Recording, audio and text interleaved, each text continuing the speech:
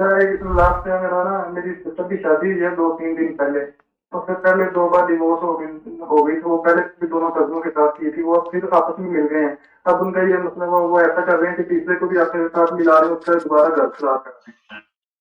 وہ بہت دشمنی کر رہے ہیں ہمارے ساتھ. ناکام ہو گئی جی ہیں. وہ 2 بار ڈیوورس ہو گئی ہے. جی دونوں کزن تھے آپس میں. انہوں نے بات کی تھی پہلے ایک سے شادی ہوئی ہے دوسرے کے ساتھ لڑائی جھگڑا تھا. طلاق نہیں ہوگی، گھر بسے گا، زندگی میں عروج، کمال، خیر و برکت ہوگی. یہ وظیفہ بہت توجہ سے کریں. واللہ اشد باسن و اشد تنکیلا.